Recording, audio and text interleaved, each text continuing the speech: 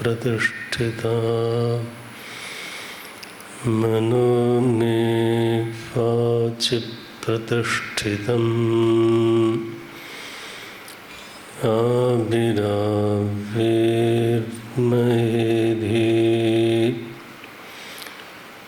वेदस्य मानिस्थः श्रुतं मे मा प्रहासीः अनेनाधीतेन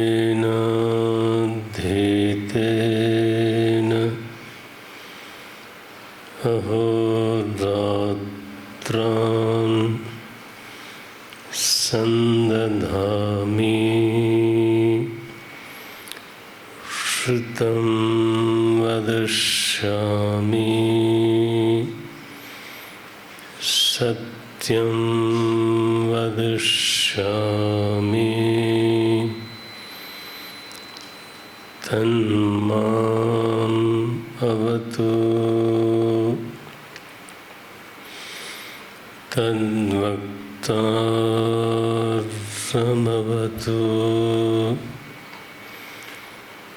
अवतु माम्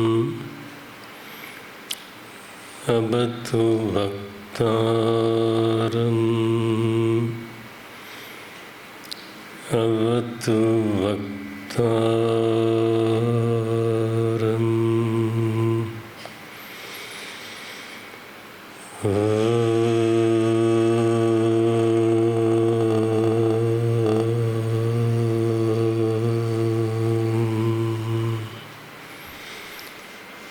शांति शांति शांति।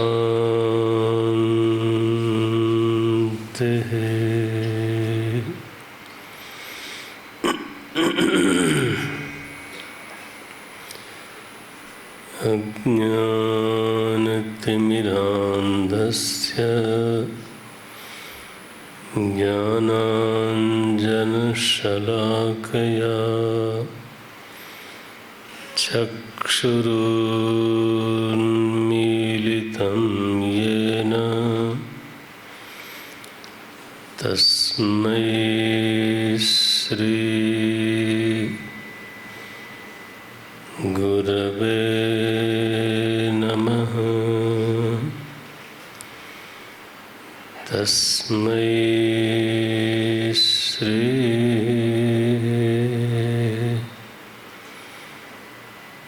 गुरवे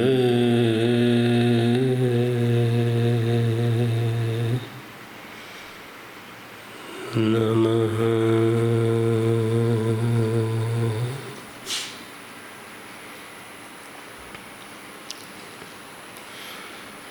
श्री राम जय राम जय जय राम।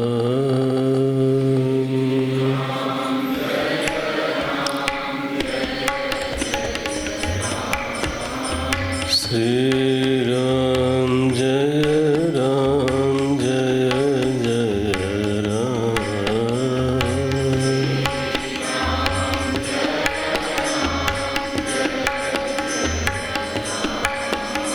श्री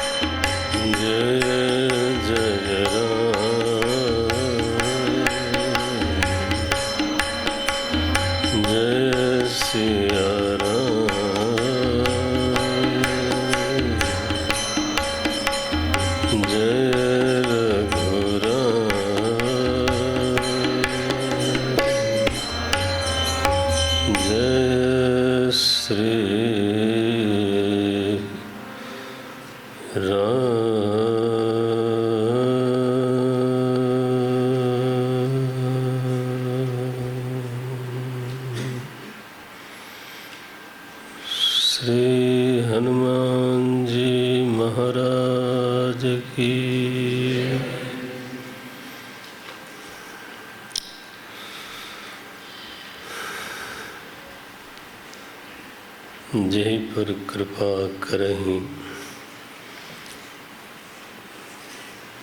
जेहि पर कृपा न करहि पुरारी, सो न पाव मुनि भगति हमारी। हम लोगों ने कल यहाँ विश्राम किया था। भगवान अपने श्रीमुख से बोलते हैं, भगवान शंकर की जिस पर कृपा नहीं होती उसको मेरी भक्ति कभी प्राप्त नहीं हो पाती। अस उर्धरि मही विचरहु जाई। अब देखो निश्चिंत करते हैं नारद जी को। मैंने श्री नारद जी, देवर्षि नारद जी की जो कथा है वो भी अपने आप में एक रहस्य है। उसका समापन ऐसे करते हैं, असुर धरि मही विचरहु जाई, अब न तुम्हि माया नियर आई। ये 138वें दोहे के ऊपर की पंक्ति है। हम लोग जब इस लीला को देखते हैं तो कैसे आरंभ हुई ये लीला। हिमगिरि गुहा एक अति पावनी। हिमालय में एक पवित्र गुहा है और उसके साथ ही गंगा जी प्रवहमान है। थोड़ी सी जगह है पवित्र। श्री नारद जी को ये दृश्य ऐसा आकर्षक लगा कि बस वो वहीं रुक गए। सुमिरत हरि शाप गति बाधी। वो तो एक जगह बैठ नहीं सकते थे, लेकिन भगवान का स्मरण किया तो शाप की गति बाधित हो गई। माने वो जितनी देर तक बैठना चाहते उतनी देर तक बैठ सकते थे। यहाँ से लीला आरंभ हुई और उनके ऊपर जितने भी विकारों का प्रहार हुआ तो कोई भी प्रहार सफल नहीं हुआ। न उनके हृदय में काम आया, न उनके हृदय में क्रोध आया, लेकिन एक बहुत बड़ा विघ्न उपस्थित हो गया। क्या हुआ? अभिमान आया। इस लीला में ये बात ध्यान में देने की है कि काम और क्रोध से कहीं ज़्यादा बड़ा शत्रु है अभिमान। अब उनको प्रदर्शन की इच्छा है। अभिमान का स्वरूप क्या बनता है? अभिमान प्रदर्शन चाहता है। अभिमान मौन नहीं रह पाता, चुप नहीं रह सकता। उसको ऐसी भीतर से बड़ी तीव्र लालसा रहती ही रहती है कि मैं दिखूं, मैं दिखूं। अगर मैं हूं तो मेरा प्रदर्शन भी होना चाहिए। तो अब हमारे नारद जी, वहाँ कोई और था नहीं, स्वयं थे, तो प्रदर्शन दूसरे के जरिए तो हो नहीं सकता था। और फिर प्रदर्शन की इस भावना ने, प्रदर्शन माने अभिमान की भावना, प्रदर्शन तो उसका एक्सप्रेशन है। मूल में जो बीज है वो है अभिमान। अहम ईदृशोस्मि। अभिमान का भाव क्या हुआ? मैं ऐसा हूँ, मेरी इतनी बड़ी उपलब्धि है, विकार विजयी अहम, है ना। समस्त विकारों पर मैं विजयी हुआ। बस इस अभिमान को लेकर के ये वृत्ति चल पड़ी। और आपने देखा अंततः वो भगवान के पास गए। जिसने मना किया उसको उन्होंने बुरा माना। शिव जी ने मना किया तो बुरा माना, ब्रह्मा जी ने मना किया तो बुरा माना। ये भाई अभिमान प्रदर्शन चाहता है, आप उसको दबा रहे हो, तो उसके भीतर एक तरह का विद्रोह पैदा होता है कि देखो मेरी बड़ाई को, मेरे बड़प्पन को ये तो सहन नहीं कर पा रहे हैं, इनको इतनी ईर्ष्या हो रही है। ये मन में ये सब चलता है, ऐसी लीला चलती है। भगवान ने देखा कि अरे उर अंकुरेउ गर्भ तरु भारी, ये तो इनके हृदय में काम क्रोध भले मंद हो गए हों या नहीं हो, लेकिन उसका सबसे बड़ा जो शत्रु है वो है गर्भ तरु। उर अंकुरेउ गर्भ तरु, वो अंकुरित हो गया है, और ये तो अगर रहेगा तो किसी और शत्रु की जरूरत पड़ेगी नहीं है। अभिमान अगर आ गया तो दूसरे दुश्मनों की जरूरत किधर है, फिर अकेले ही वो सबको जुटा डालेगा। अब देखो तो अब क्या, बेगी सो मैं डारी हूँ उपारी। भगवान की करुणा ये है, अपने ऊपर भी महसूस करना है हमको। जब वो हमारे गर्भ को कदाचित उखाड़ना चाहते हो, और उनकी करुणा ही यही है कि वो उखाड़ते ही उखाड़ते हैं, है ना। जिस बात को लेकर के हमें थोड़ा घमंड होने लग जाए, गर्व होने लग जाए, अभिमान होने लग जाए, भगवान उसको छोड़ दें तो ये तो उनकी करुणा नहीं है। इसका मतलब हमने कोई भजन किया नहीं, उन्होंने हमारे हाल पे हमको, ये तो नहीं बनेगा। क्या बोलते हैं, उर अंकुरेउ गर्भ तरु भारी। भगवान देखते हैं, आप महसूस करिए कि आपको भी देखते हैं, आपकी नस नस जानते हैं। तो वो देखते हैं, मानो ऊपर से ऐसा भाव ही बना लो, देखते हैं कि अरे अरे ये तो हमारा भक्त है, और इसके हृदय में एक गर्भ का अभी पेड़ नहीं बना है, क्या है, अंकुरेउ।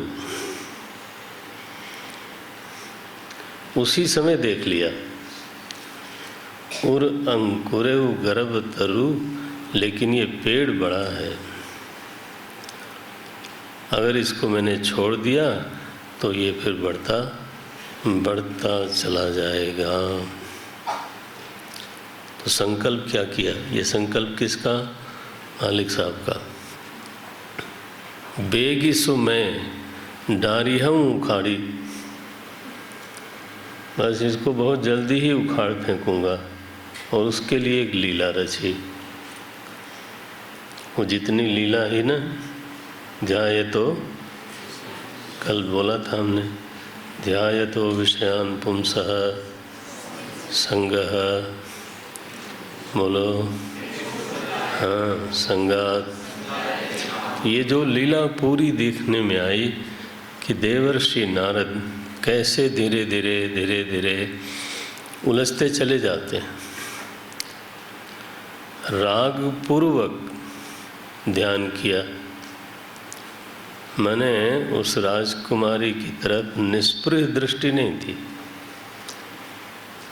उसमें राग जरूर शामिल था।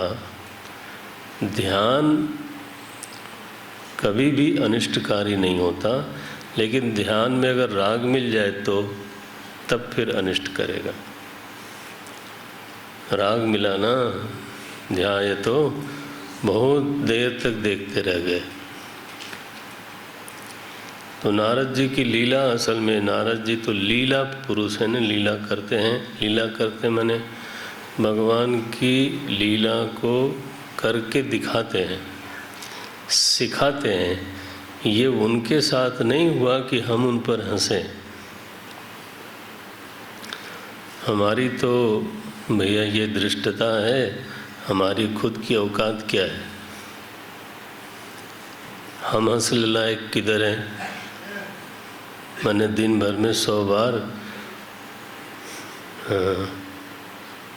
आदमी 100 बार पतित होता है, अरे मन में ही पतित हो। वो देवर्षि नारद पे हंसने लायक है क्या? वो तो लीला करते हैं, दिखाते हैं, हमको हमारा चेहरा दिखाते हैं। कैसे पतन होता है। यहाँ तक हो गया कि जो उनका आराध्य है उसी को उन्होंने कहा दई हूँ सांप कि मरी हूँ जाई। देखो यहाँ तक पहुँच गए। स्मृति विभ्रम बुद्धि नाशात्। अब आगे होना चाहिए था प्रणश्यति। जो यहाँ तक पहुँच गया उसको तो नष्ट हो ही जाना चाहिए था, लेकिन नहीं हुए, क्योंकि भगवान ने एक कवच पहना रखा है भक्तों को, न मे भक्तः प्रणश्यति। तो नाश तो कहाँ होना है, भगवान के भक्त हैं, शरणागत हैं। कोई बीच में विकार आ गया तो विकार भगवान से बड़ा हो जाएगा, ऐसा थोड़ा है भाई। विकार की अपनी महिमा है, होगी, लेकिन वो भगवान से भी बड़ा हो जाए ऐसा नहीं होता है। तो अब आशीर्वाद क्या देते हैं। एक तो उन्होंने प्रायश्चित करवा लिया, शिव जी से क्षमा याचना करवा ली। जपहु जाई शंकर सतनामा, होई ही तुरंत हृदय विश्राम। वो विश्राम मिल जाएगा तुम्हें, चिंता न करो, है ना। तवनास्त्युपाय, विवेक चूड़ामणि में भी ये वाक्य आया, माँ भयष्ट विद्वान, हे विद्वान भय मत करो। तवनास्ति अपाय, तवनास्त्यपाय, तुम्हारे लिए अपाय नहीं है, तुम्हारे लिए भी उपाय है। तो आध्यात्मिक मार्ग में भक्त के पास हमेशा ही एक उपाय बना रहता है। शर्त ये है कि शरणागति बनी रहे। शर्त ये है कि बिल्कुल मन क्रम वचन, छाणी चतुराई भजत, ये चालाक बन करके भजन, ये अंतर विरोध है। हम लोगों से बहुत बार यही चालाकी होती रहती है, भजन करने का, फिर भजन नहीं कर पाते। असल में फिर हम लोग भजन का क्या बोले, नहीं, अब हमारे मन में थोड़ा थोड़ा उससे मुलायम शब्द आ रहा है, भजन का स्वांग करते। ये ठीक है, भजन का स्वांग करते हैं और भी करीब जा कर के सच के करीब बोलें तो भजन का भ्रम रखते हैं। हमको ये भ्रम होता है कि हम भजन कर रहे हैं। अब जब चतुराई है तो भजन कर रहे हैं, ये दोनों बात एक साथ चलेगी नहीं। भजन में ऐसा देखने में आता है कि भजन में ये सबसे बड़ी बाधा है कि एक तरफ भजन भी करें, माने हमें लगता है कि हम सच में भजन कर रहे हैं। तो इसलिए मैंने कहा भजन का भ्रम रखते हैं। एक माला कर ली, 2 माला कर ली, 5 माला कर ली, हाँ, थोड़ा ध्यान कर लिया। अब ये देखना पड़ेगा कि वो भजन है या भजन का भ्रम है। इससे नीचे उतरेंगे तब नीचे और आएगा। भजन का स्वांग है, स्वांग माने ढोंग, है ना, फिर तो नीचे उतरते चले जाएंगे। नहीं, भजन का भ्रम भी होता है। यत्र यन्नास्ति तत्प्रतीयते, ब्रह्मा ने क्या, जहाँ पर जो चीज़ है ही नहीं वही भासती है। भजन नहीं है लेकिन भासता क्या है, भजन है, वो नहीं। ये ध्यान में रहे। भजन में सबसे आवश्यक बात जो दिखाई देती है, और कठिन भी वही है। क्या है?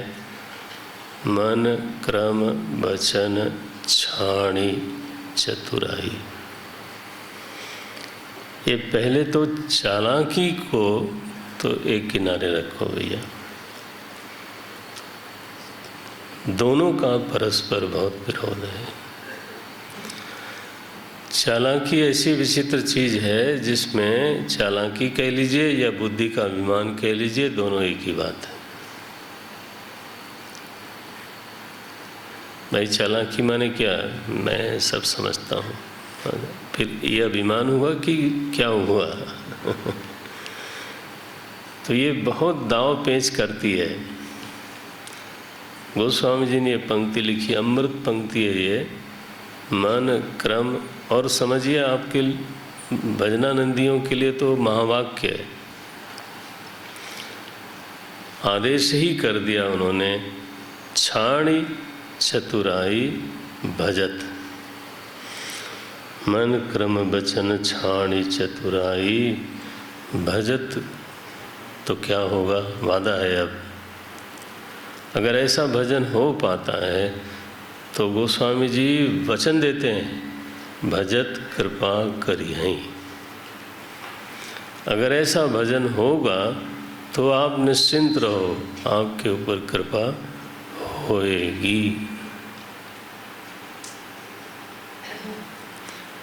हाँ, चतुराई करके न, जोड़ तोड़ करके और उसमें गणित लगा लगा करके ये नहीं चलेगा। ये तो फिर अपने साथ वंचना हो गई, खुद हमने अपने आप को ठग लिया। नहीं नहीं, भजत कृपा करिहै रघुराई। तो ऐसा भजन होवे बिल्कुल मासूम, निर्दोष, निश्छल। हाँ, उसमें छल की गंध भी न आने पावे, ऐसी प्रभु कृपा करें, शक्ति दें। तो अब आशीर्वाद दे देते हैं नारद जी को। क्या लिखा? अस उर धरि जाओ विचरो, चिंता न करो।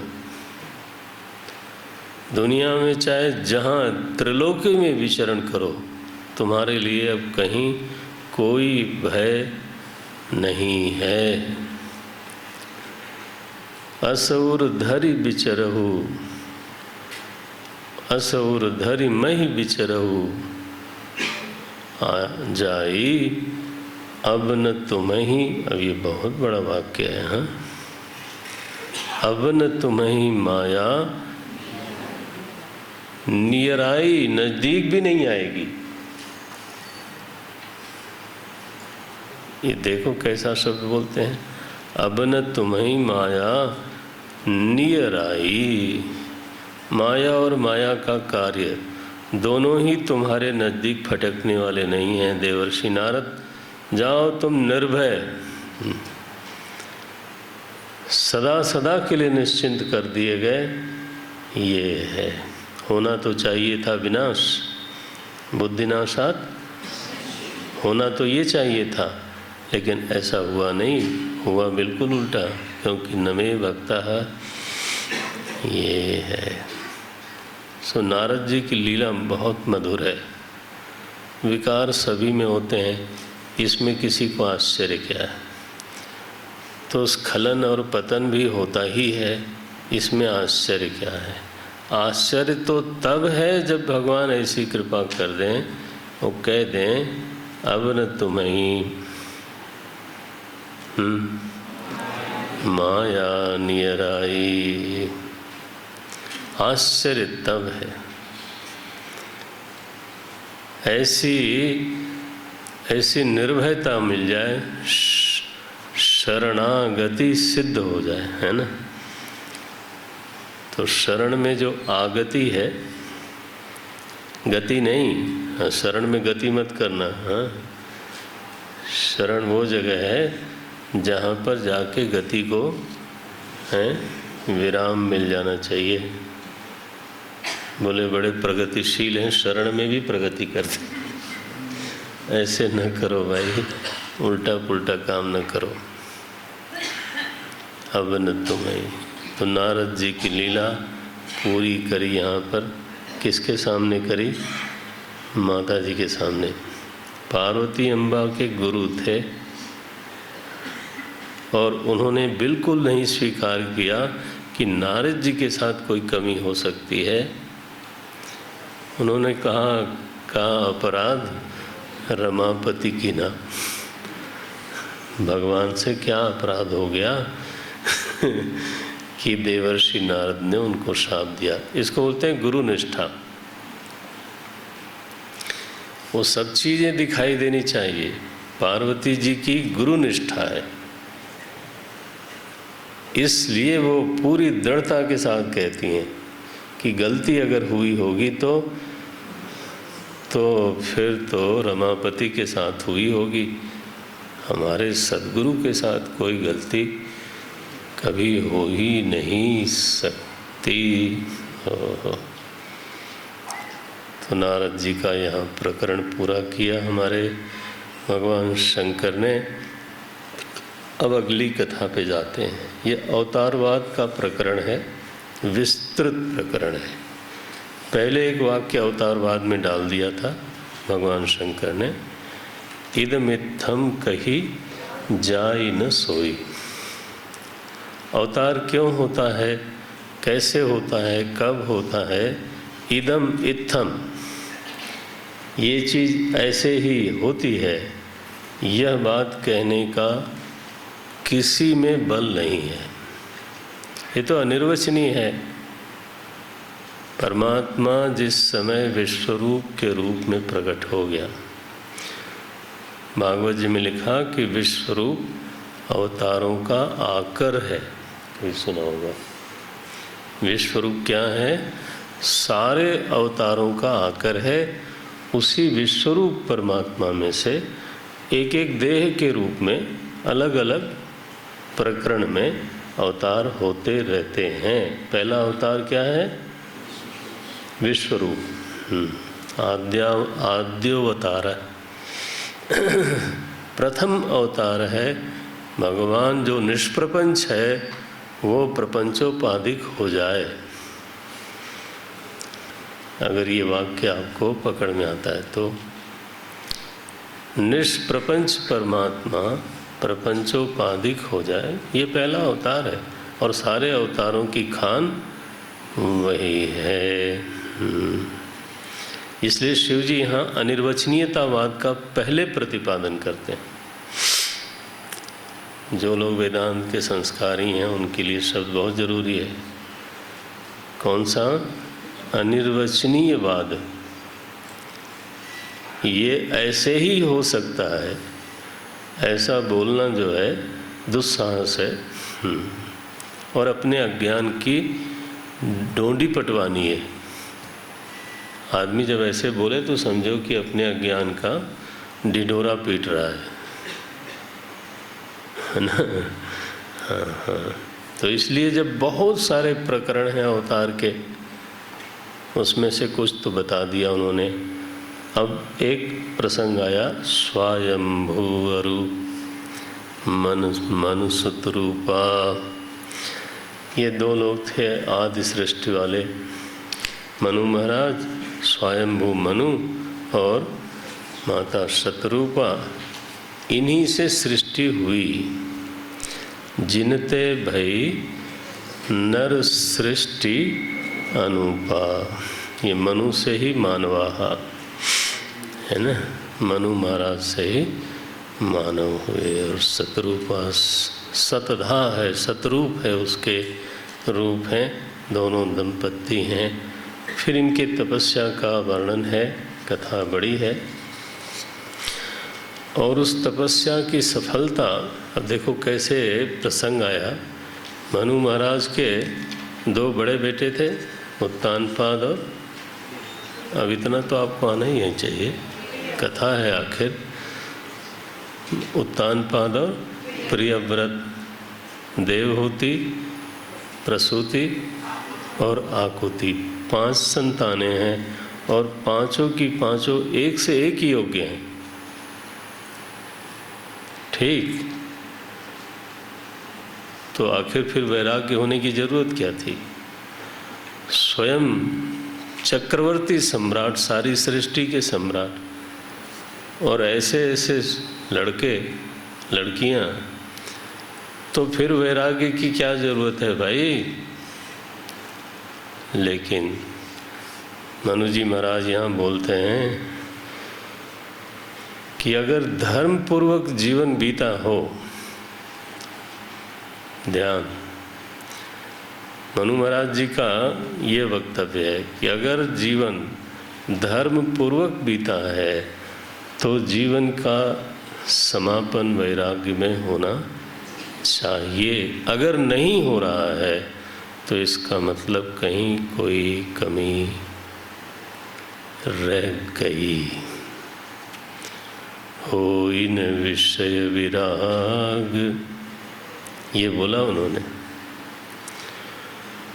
होई न विषय विराग भवन बसत भा चौथपन, चौथापन आ गया और वैराग्य नहीं हो रहा है। कहाँ कमी रह गई? होना तो चाहिए।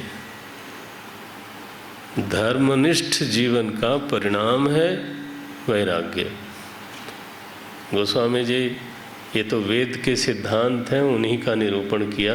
क्या लिखते हैं वो? धर्मते विरति। अगर कोई दावा करता है कि मेरा जीवन धर्मनिष्ठ रहा है तो फिर उसका प्रमाण क्या है? धर्मते विरति। आप दावा करो और वैराग्य न होवे तो वो दावा तो क्या है? फिर से बोलना पड़ेगा, गलतफहमी है। मैंने ढोंग नहीं बोला, क्या बोला? गलतफहमी है। परिणाम निकलना चाहिए ना। धर्मते विरति जोगते ज्ञाना। तो हमें तो अभी इतना ही बोलना था। तो जीवन अगर सच में ठीक ठाक बना है तो उसमें वैराग्य आना ही चाहिए। तो मनु महाराज को एकदम वैराग्य हुआ। दोनों चले गए हैं तपस्या के लिए और अंत में भगवान प्रसन्न हुए उनके ऊपर, वर दिया उनको। कैसा वर है? ध्यान रहे यहाँ पर जो भगवान हैं वो न ब्रह्मा जी हैं, न शिव जी हैं, न भगवान विष्णु हैं। त्रिदेव नहीं है, साक्षात स्वयं परमात्मा है ना। क्योंकि यहाँ पंक्ति आई है, विधि हरिहर आए बहु बारा। मनु महाराज के सामने ब्रह्मा जी, भगवान शंकर, भगवान विष्णु बार बार आए, लेकिन उन्होंने आंखें नहीं खोली। तो सनातन धर्म में जिस तरह की व्यवस्था है उसको भी समझना चाहिए।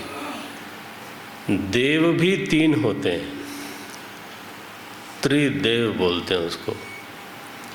ये अगर ध्यान दें जरा, माने देव भी तीन हैं। अगर वो तीन हैं तो तीनों एक दूसरे से पृथक हैं। ब्रह्मा विष्णु से अलग, विष्णु शिव से अलग, तीनों एक दूसरे से अलग। वेदांत की भाषा में क्या बोलेंगे? अन्योन्या भाव।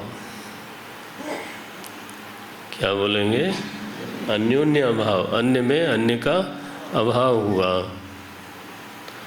तो ऐसी दशा में ये तीनों के तीनों ही देवता हैं, ईश्वर कोई नहीं है।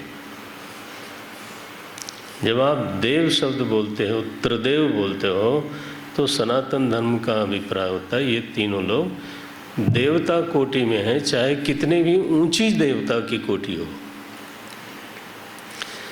भगवान कैसे? जो स्वयं ही नारायण, स्वयं ही शिव, स्वयं ही ब्रह्मा जी, हाँ, जो सर्वमय है। बस ये अंतर है। ब्रह्मा कितने हो सकते हैं? बोले अनंत कोटि। और भगवान कितने हो सकते हैं? भगवान कभी दूसरा नहीं हो सकता। आप एक चाहे तो परिभाषा मन में दृढ़ कर लो, लिखना हो तो लिख लो। जो सर्व नहीं है वो ईश्वर नहीं है। क्या? जो सर्व नहीं है वो ईश्वर नहीं है। जो किसी से अलग है वो परिच्छिन्न हो जाएगा।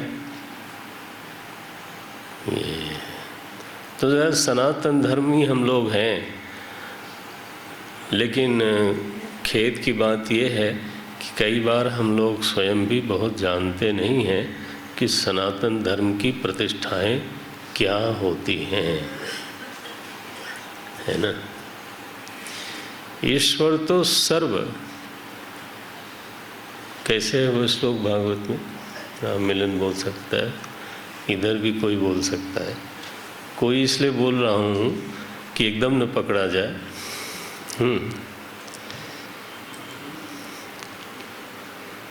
वेदी हर विरंचे, कैसे है?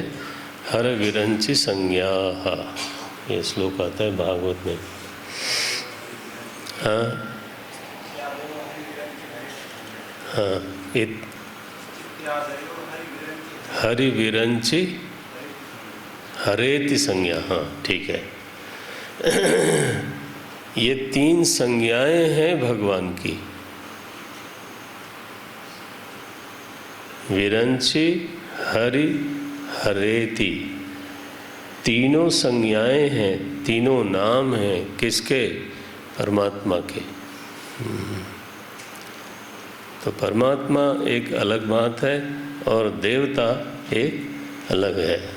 तेरा साथ साथ में प्रवचन में ये बातें भी थोड़ी थोड़ी बीच बीच में आती जाएं तो आप ध्यान रखना, सनातन धर्म बहुदेववादी होगा लेकिन बहु ईश्वरवादी नहीं है। दोहरा दूं, क्योंकि हमारे लोग जो है ना कई बार इन बातों में उलझे रहते हैं। क्या? बहुदेववादी होगा, और होगा क्या? है ही। अनेक देवता हैं हमारे धर्म में, लेकिन बहुत ईश्वर नहीं। ध्यान रहे, ईश्वर तो होगा तो एक ही होगा ना, वो कैसे दो हो सकता है। और पुरानी वाली परिभाषा को फिर से पकड़ रखें। क्या है? जो सर्व नहीं है वो ईश्वर नहीं हो सकता। दृष्टांत ले लो, जो एक तरंग दूसरी तरंग से भिन्न है तो दोनों तरंगें छोटी हैं, परिच्छिन्न हैं।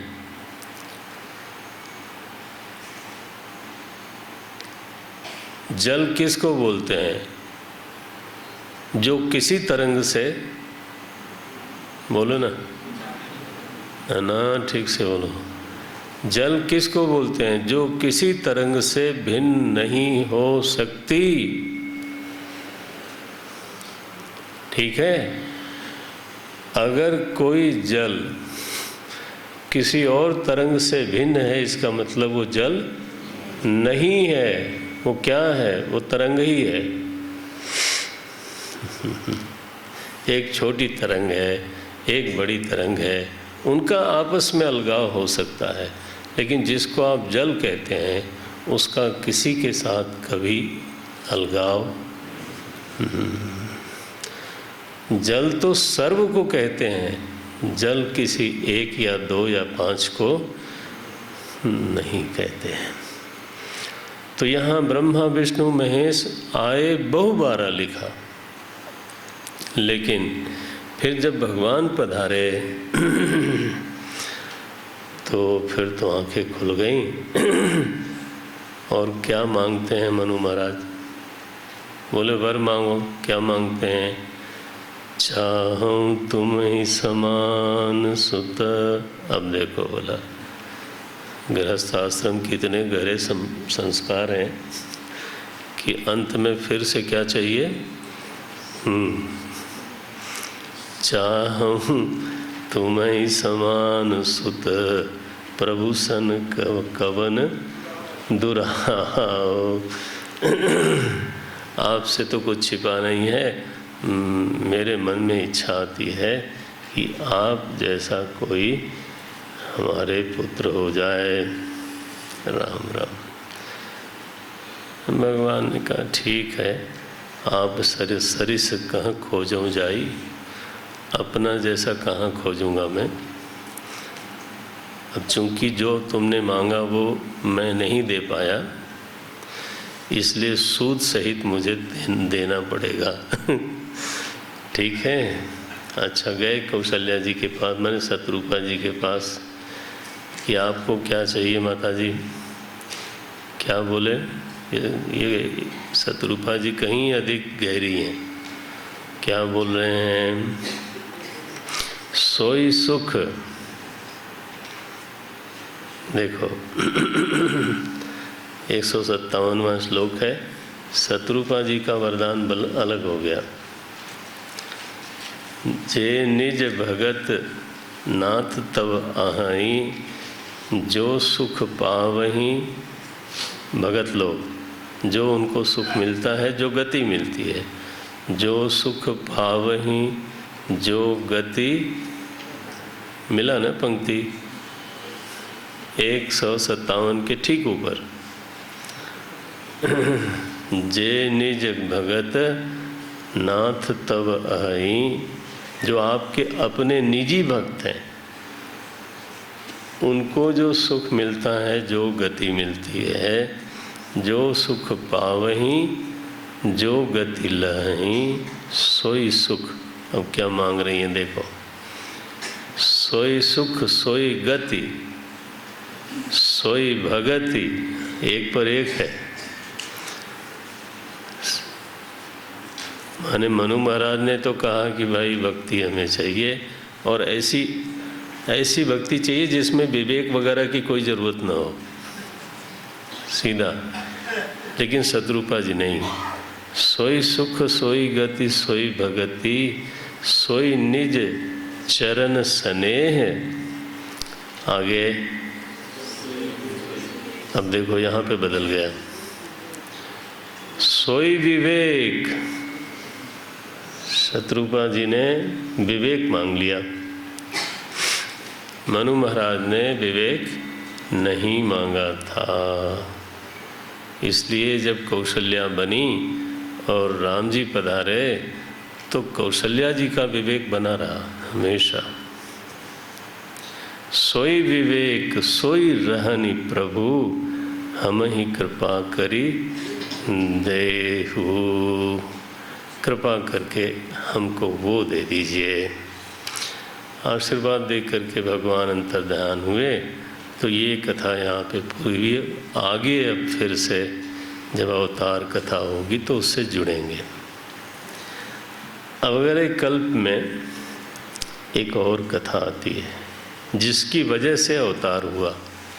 ये क्या अवतार है? ये बड़ा अद्भुत है। श्री रामचरितमानस में ये अवतार थोड़ा अलग ही ढंग का है। क्या बोलते हैं? विश्व विदित एक कई कई देशु। आवाज़ भरसक नहीं करें, पूछें तो जरूर कर देना। तो विश्व विदित एक कई कई देशु, सत्य केतु तह बसई। एक राजा है, उसका नाम है सत्य केतु। हो उसके दो लड़के हैं। तई के भय जुगल सुत बीरा। मिला क्या आपको? नहीं मिला। तो तई के भय जुगल सुत बीरा, सब गुण धाम महारण धीरा। उसमें एक का नाम है प्रताप भानु और दूसरे का नाम है अरिमर्दन, और उनके सचिव हैं धर्म रुचि। धर्म रुचि नाम के इनके तो सचिव हैं। ये तीनों हैं महाराज। अब कथा इस तरह की है कि तीनों बहुत धर्मनिष्ठ हैं, बिल्कुल निष्काम भाव से। यहाँ तक लिखा कि बड़े ही निष्काम भाव से कर्म करते हैं।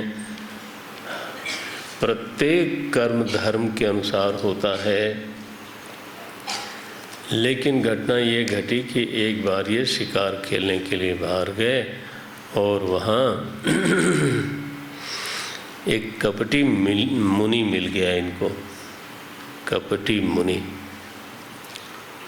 और वहाँ पहले तो उसने दिखाया कि मैं बहुत विरक्त हूँ, बाद में महाराज फंस गए।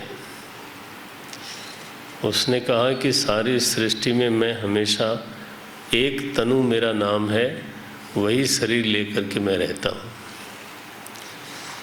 प्रताप भानु को बड़ा विस्मय हुआ, बोले महाराज आप जैसा तपस्वी, बोले वर मांगो। क्या मांगते हैं देखो।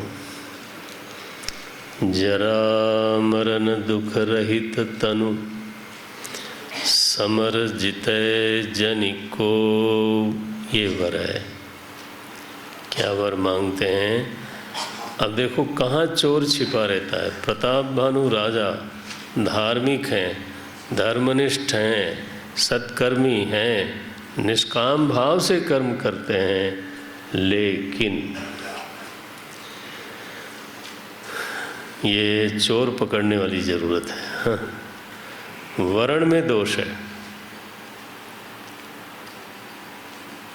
वर्ण दूषित है। वर्ण क्या है कि मुझे बढ़िया वाला शरीर चाहिए। ये नहीं कहा कि मेरा वर्ण है कि अब मैं भगवान में समा जाऊं, ये नहीं मांगा। भगवान की शरणागति सिद्ध हो जाए, ये नहीं मांगा। ठीक, भगवान के स्वरूप से अभिन्न हो जाऊं, ये नहीं मांगा। तो यह जो वर्ण होता है, वर्ण माने चुनाव, जीवन का मूल यही है। अगर वर्ण अशुद्ध है, अगर सकाम है, तो फिर उसी के अनुसार जीवन बनेगा। चाहे बाहर से कैसा भी काम करता हो आदमी, कितना भी धर्म कर्म करता हो, लेकिन उसकी इच्छा क्या है? वर क्या मांगा उसने? क्या बोलते हैं? आपको मिल गई पंक्ति? जरा मरण 164वां दोहा है। जरा मरण दुख रहित तनु, शरीर भी कैसा हो जिसमें कोई रोग ना हो। बोले बहुत बढ़िया, ऐसा ही तो हमको भी चाहिए था। जरा मरण दुख रहित तनु, समर जितै नहीं कोई। और समर में मैं अजेय हूँ, कोई जीत न सके। एक छत्र, राज्य कैसा हो मेरा, 2 छत्र नहीं चाहिए। एक छत्र रिपुहीन मही, एक दुश्मन न बचने पावे। अगर बचा हो तो उसको कहीं भी बस मिटा दिया जाए। ये वर है भौतिकता का चरम। क्या नाम देना चाहते हैं? चाहे तो दे दें। एक छत्र रिपुहीन मही, राजकल्प सत होई। एक कल्प नहीं, 100 कल्पों तक मेरा राज बना रहे। और चूंकि शरीर स्वस्थ रहे तो इसलिए बूढ़े होने का डर भी नहीं है। ये वर्ण है प्रताप भानु का। बहुत अच्छे सत्कर्मी थे, धर्मनिष्ठ थे, धार्मिक कार्यों में लगे रहते थे, प्रजा के सेवक थे, सारे सद्गुण थे। लेकिन इच्छा ये थी, वर्ण ये था, चाहत ये थी। धर्म नहीं चाहते थे, धर्म से चाहते थे। क्या? धर्म नहीं, धर्म से। भगवान नहीं, अब तो ठीक हो गया। हमारी मांग ऐसी है, हमें भगवान नहीं, भगवान से चाहिए। क्या चाहिए वो मैं समय समय पे बताता रहूँगा भगवान को बताता रहूँगा। फरमाइशी प्रोग्राम चलता रहता है। तो प्रताप भानु का ऐसा एक रहस्यमय चरित्र है रामचरितमानस में, जिसमें जल्दी ये नहीं पकड़ में आता कि उससे गलती क्या हुई। गलती ये हुई उसके वर्ण में दोष है। भगवान से भगवान को नहीं चाहता, भगवान से एक छत्र राज्य चाहता है। ठीक है ना।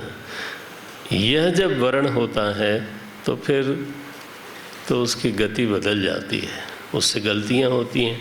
तो कपटी मुनि जो है गुरु मिला। अब समझ लो आप, कोई गुरु कपटी आपको हमको मिल नहीं सकता यदि मेरे वर्ण में शुद्धि हो। कोई आपके साथ क्या कपट कर सकता है? अगर आप कहें कि मेरा अंतःकरण शुद्ध कर दो, गुरुदेव आपको मैं गुरु बनाता हूँ, आप मेरा अंतःकरण निर्मल कर दो, कोई कपट करके दिखा दे। मर जाएगा वो, कपट नहीं कर सकता। कपट तो तब होता है जब हम कहते हैं कि 10 का 20 बना दो, उसको मौका मिलता है ना। माने जब कोई प्रपंचित बातें हम मांगते हैं तो दूसरे को फिर कपट का पूरा मौका मिलता है। हमारी शरणागति सिद्ध कर दो, हमें स्वरूपस्थ कर दो। कर दो क्या, वो तो फिर लंबी प्रक्रिया है।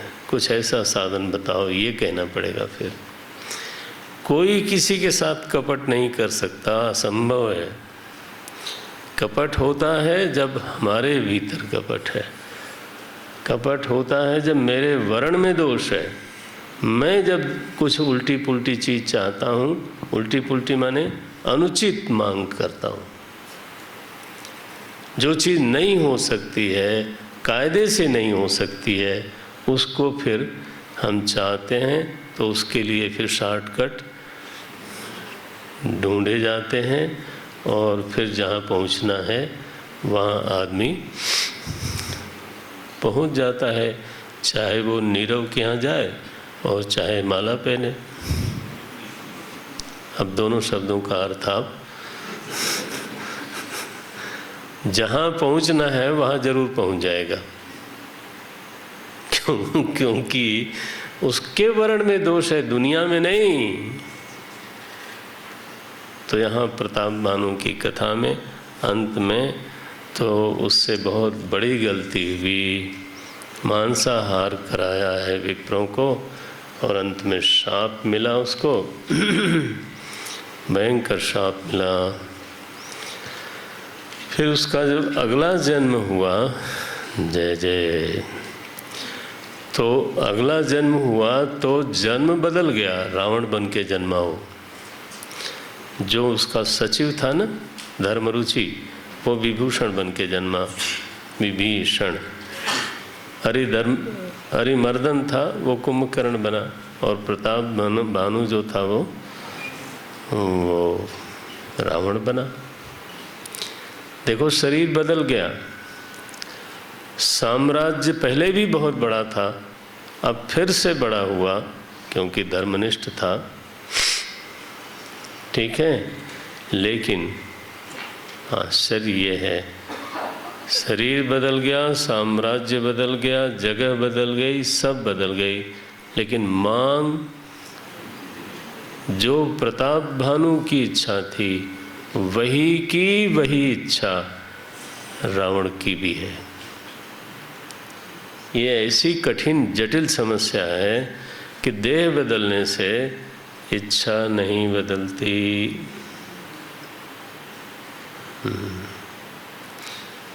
देह बदलने से वर्ण नहीं बदलता।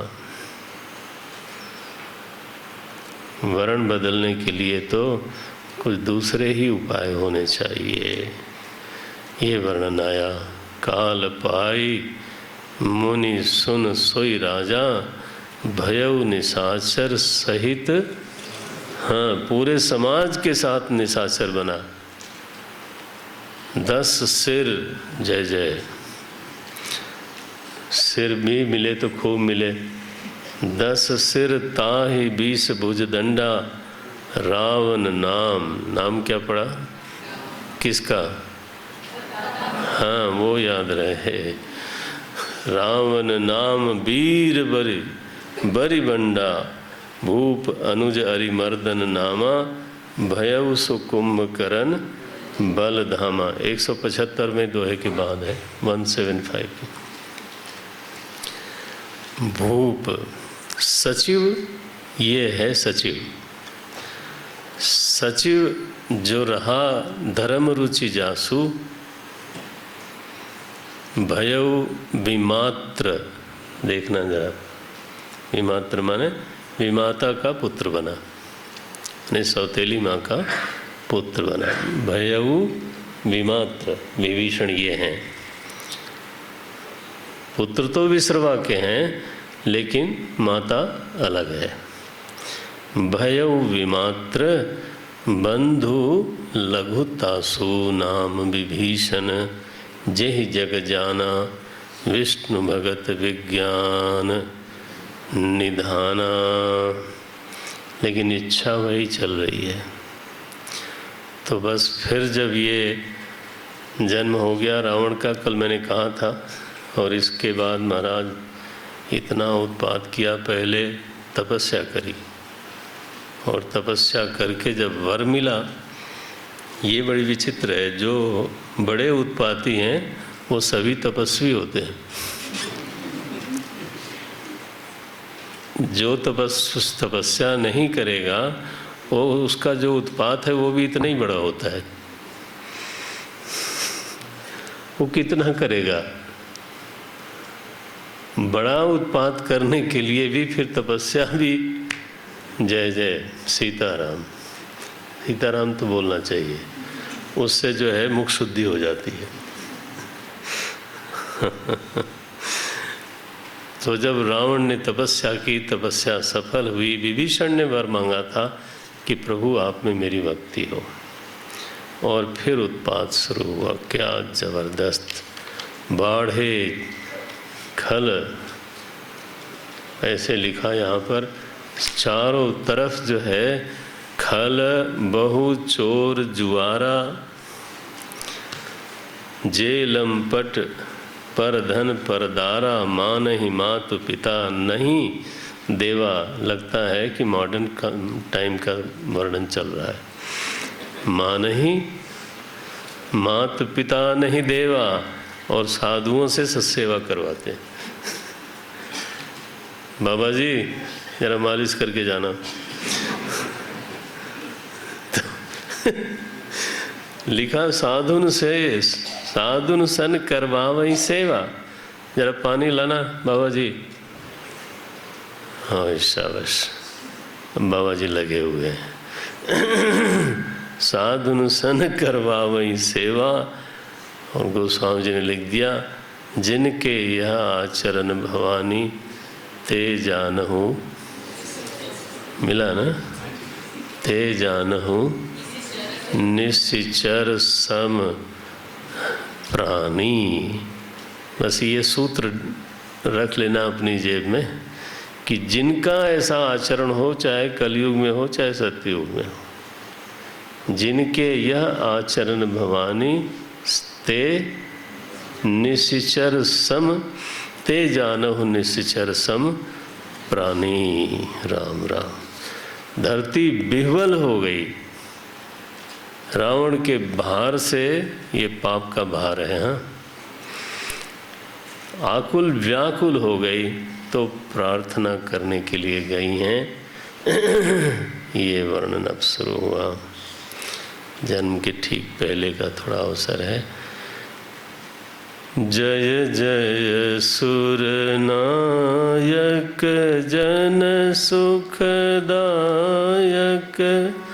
प्रणत पाल भगवंता गोध्वजित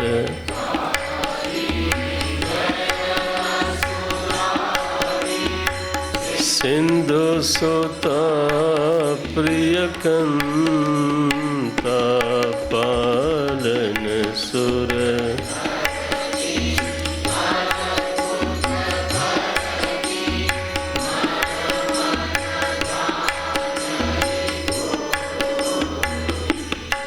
जो सहज कृपाला दीन दयाला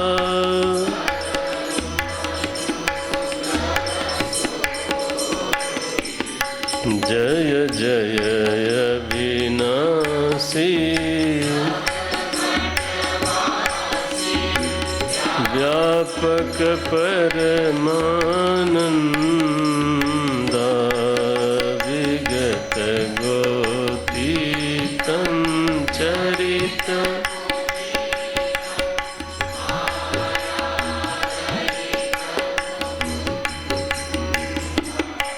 जहि लाग विरागी अति अनुरागी विगत मोह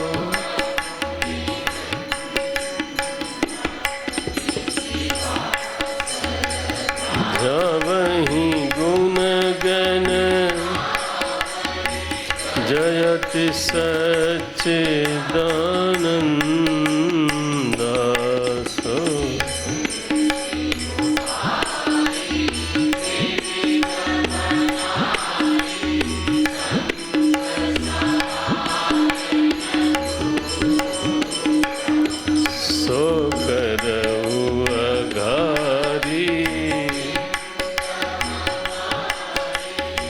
जानिय भगति न पूजा जो भय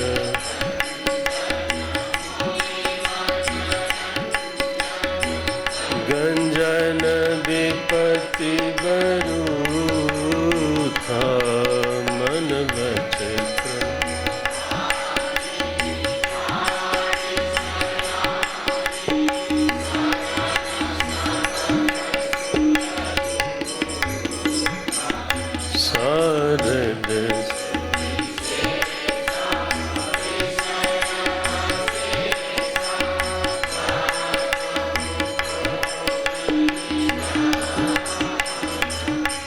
जय दीन पियारे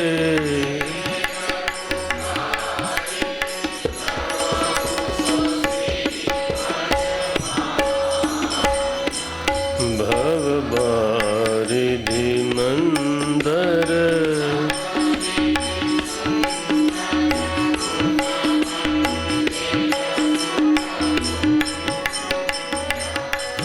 मुनि से सकल सुर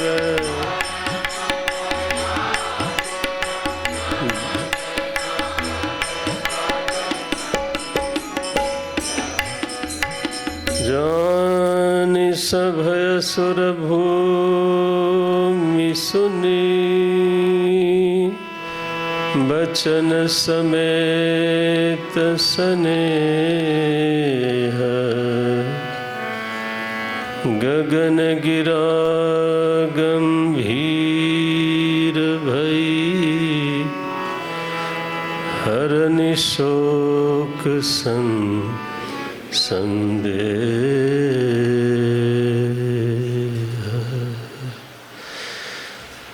धरती माता व्याकुल हैं और फिर ब्रह्मा जी के पास जाती हैं। ब्रह्मा जी ने कहा हमरो तोर सहाई